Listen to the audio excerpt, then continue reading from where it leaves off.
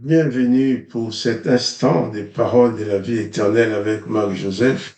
Nous sommes aujourd'hui le 23 juillet 2025. Et je suis encore là pour te rappeler que ce jour du 23 juillet 2025 est pour toi un jour de grâce avec la présence de Jésus-Christ que tu détiens dans ta vie. Avec Jésus-Christ présent dans ta vie, chaque jour est un jour de grâce. Chaque instant est un instant de grâce. Il ne faut jamais oublier cela. Puisque Jésus-Christ dit pour toi, je suis avec toi tous les jours jusqu'à la fin du monde. Si Jésus est avec toi, la grâce est avec toi. La grâce est installée dans ta vie et toi, tu dois réaliser que toi aussi, tu es installé dans la grâce de Jésus-Christ. En sorte que ton cœur ne soit point troublé. Comme Jésus disait à ceux qui les suivaient dans Jean chapitre 14, que votre cœur ne se trouble point. Croyez en Dieu, croyez en moi. Je t'invite à croire en Dieu le Père et à croire en l'amour de Jésus-Christ pour toi, à croire en la puissance de Jésus-Christ pour te libérer de toute forme d'entrave, de toute chaîne que les gens ont tissée autour de toi avec leur religion, leurs coutumes, leurs traditions. Là, hier, nous avons lu Jésus face à ces religieux qui voulaient absolument le piéger, lui demandant bien, est-il permis de guérir un homme malade le jour du Shabbat? Jésus va leur dire, vous-même, si vous avez une brebis qui tombe dans un trou, les jours du Shabbat, vous allez le sortir du trou. Pourquoi alors, moi, je ne pourrais pas guérir un homme malade? Jésus dit qu'il est permis de faire du bien le jour du Shabbat. Et Jésus a guéri cet homme. Dans Matthieu 12, au verset 13, alors, Jésus dit à l'homme, étends ta main, et il l'étendit, et elle devient saine comme l'autre. Ah, c'était un problème pour les pharisiens. Ce qui comptait pour eux, c'était leur tradition, leur religion. Ils n'avaient rien à faire de la souffrance de cet homme. La religion les a rendus durs, leur a endurci les cœurs. La religion les a rendus méchants, au point de, au lieu de se réjouir que cet homme soit délivré, guéri de son handicap, ils étaient en colère. Parce que c'était le jour du Shabbat, le jour de leur religion. Abandonne ta religion qui te pousse à te comporter comme juge, comme si tu avais le devoir de punir les autres. Dieu ne t'appelle pas à punir, Dieu ne t'appelle pas à juger, Jésus ne t'appelle pas à condamner les autres. Jésus-Christ fait grâce. Toi, quand tu regardes quelqu'un, tu dois voir cette personne dans les filtres de la grâce de Jésus-Christ. Si la personne a péché, au lieu de la condamner, de l'insulter, de l'injurier, de le repousser, ou de décider de lui infliger lui-même, de lui infliger toi-même une punition, dis en ton cœur, Jésus-Christ lui fait grâce. Prie, prononce la grâce de Jésus-Christ sur sa vie, prononce le pardon de ses péchés. Jésus-Christ a dit, c'est à qui tu pardonnes le péché, les péchés seront pardonnés. Donc, abandonne la dureté, la méchanceté des traditions de ta religion pour épouser la grâce de Jésus-Christ pour ta vie et pour celle des autres. Après que la main de cet homme a été purifiée, au verset 14, Matthieu 12, verset 14, les pharisiens sortirent et ils se consultèrent sur les moyens de faire périr Jésus. Mais Jésus, l'ayant su, s'éloigna de ce lieu et une grande foule le suivit. Et Jésus guérit toutes les malades le jour du Shabbat. Ces gens-là devraient se réjouir en disant, ça, c'est le meilleur Shabbat de nos vies. C'est le meilleur Shabbat que nous avons vécu. De voir non seulement cet homme avec son handicap de la main, sa main a été purifiée.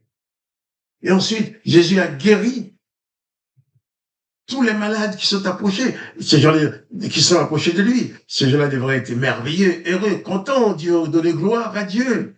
Mais leur Dieu n'était pas d'accord avec ça. Leur Dieu n'était pas d'accord, leur religion n'était pas d'accord à ce que Jésus guérisse les malades les jours du Shabbat, parce que le plus important, c'est la religion, c'est le jour de la religion. J'ai dit le jour de la religion. J'aurais dit c'est le joug de la religion. Alors, fais tomber le joug de la religion qui paye sur toi et qui te rend dur, méchant, impitoyable à l'égard des autres pour pouvoir manifester la bonté, la miséricorde. Comme Jésus a dit, il a cité cette parole, je prends plaisir à la miséricorde et non au sacrifice. Il cherchait le moyen de faire mourir Jésus. Jésus, l'ayant su, s'éloigna de ce lieu et une grande foule le suivit et il guérit tous les malades. Et Jésus leur recommanda sévèrement de ne pas le faire connaître. Jésus avait sa mission accomplie. Les autres étaient pressés de tuer Jésus. Bien sûr, ils vont réussir à confier le sale boulot à Pilate pour tuer Jésus à leur place. Comme ça, ils diront que c'est les Romains qui l'ont tué, c'est pas nous. C'est pas les Romains qui ont tué Jésus. Les Romains se sont trouvés obligés de tuer Jésus parce que les chefs religieux, serviteurs de l'Éternel de l'époque, le voulaient absolument. Ils n'ont pas pu piéger Jésus, mais ils ont piégé Pilate en disant que si tu ne tues pas Jésus, tu n'es pas ami de César. Alors comme Pilate avait très peur de perdre sa place auprès de César, alors il a livré Jésus pour être crucifié. Jésus s'est échappé parce qu'il n'avait pas terminé sa mission. Car autant que toute sa mission n'était pas accomplie, Jésus-Christ n'allait jamais permettre aux gens de mettre la main dessus. Mais une fois qu'il avait terminé, Jésus-Christ dit, on ne lui a pas ôté la vie, il a donné sa vie. Jésus-Christ a donné sa vie pour toi. Et ceux qui prétendent pouvoir t'enseigner l'évangile, au lieu de t'enseigner l'évangile de Jésus-Christ, ils t'enseignent la religion. Tu dois être comme ci, tu dois être comme ça. Il t'enseigne à juger cette femme parce que j'agis bien trop courte. Il t'enseigne à juger cette femme parce qu'elle porte un pantalon. Il te pousse à juger cet homme parce qu'il est comme ci, il est comme ça. C'est la religion. Ces chefs religieux qui sont des condamnateurs et qui veulent faire des trois des condamnateurs. Il faut les repousser. Il faut aller loin d'eux pour rester attaché à Jésus-Christ, qui est le Sauveur, qui ne te demandera jamais d'infliger une condamnation à quiconque.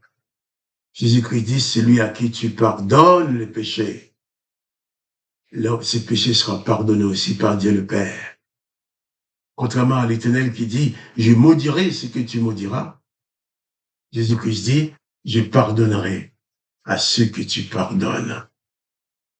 Tu as le devoir de devenir collaborateur de Jésus-Christ en accordant le pardon à tous ceux qui s'approchent de toi. En sorte que ta vie soit ponctuée par des actes découlant de la grâce de Jésus-Christ, sans aucune forme de jugement, ou de condamnation, ou de critique, ou d'hypocrisie. Que le nom de Jésus-Christ soit glorifié dans ta vie et que tu sois entre les mains de Jésus-Christ, un instrument de la grâce. Comme Jésus a dit, baptisez-leur et enseignez-leur à observer ce que je vous ai prescrit. Abandonne les prescriptions de Moïse, abandonne les prescriptions des ordonnances de l'Éternel pour embrasser les instructions de Jésus-Christ et que tu sois pour Jésus un disciple accompli qui contre vents et marées demeurera dans sa volonté. Et le nom de Jésus-Christ soit béni, que toi aussi tu sois béni. Et quant à moi, Marc-Joseph, je te dis, pas de panique. Jette ta religion à la poubelle pour embrasser la présence de Jésus-Christ, pour embrasser la grâce qui se trouve en Jésus-Christ. Et à demain pour les paroles de la vie éternelle.